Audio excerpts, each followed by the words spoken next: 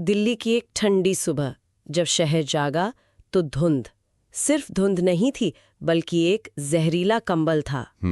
आज हमारे पास जो स्रोत है वो दिल्ली की हवा की इसी अचानक बिगड़ी हालत की कहानी बता रहे हैं। बिल्कुल।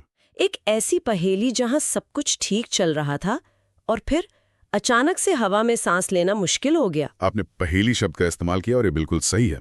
शहर का जो एयर क्वालिटी इंडेक्स है AQI, हाँ AQI, वो अचानक 300 के पार गंभीर श्रेणी में पहुंच गया। कुछ स्रोतों ने तो सुबह सुबह कुछ इलाकों में AQI 764 तक बताया। 764।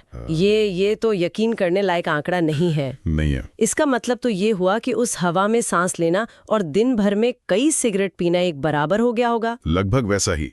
और यही बात हैरान करती है क्योंकि आंकड़े ये बता रहे थे कि जनवरी से अक्टूबर तक हवा पिछले कुछ सालों से बेहतर थी। तो फिर रातों रात ऐसा क्या हो गया? वही तो।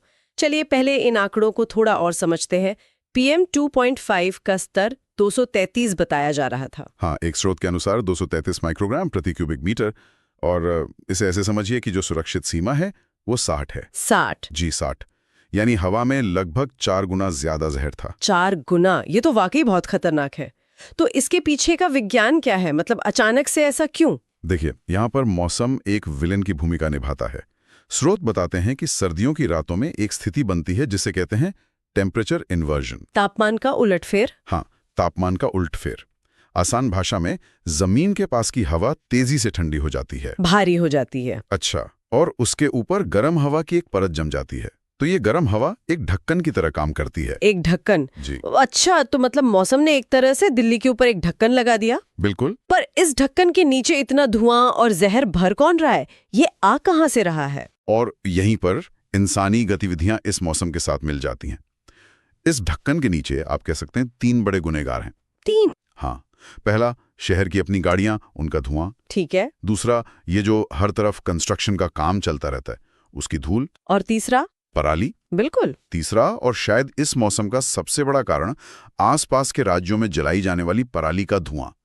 जब हवा नहीं चलती ना, तो सब कुछ वहीं जमा होता रहता है। सब कुछ उसी ढक्कन के नीचे इकट्ठा होता रहता है। दिल्ली एक गैस चैम्बर में बदल जाती है और इसका असर तो लोगों पर सीधे पड़ रहा होगा। बहुत ज्यादा।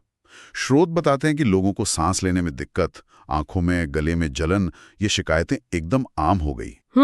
और ये स्थिति बच्चों और बुजुर्गों के लिए तो जानलेवा हो सकती है, खासकर जिन्हें पहले से अस्थमा या दिल की कोई बीमारी हो। लोगों ने तो सुबह की सैर पर जाना भी बंद कर दिया होगा। बिल्कुल, लोग मजबूर हो गए। और जैसे ही हवा खराब हुई, सरकार पर दबाव बढ़ा और फिर वही आरोप प्रत्यारोप का दौर शुरू हो गया।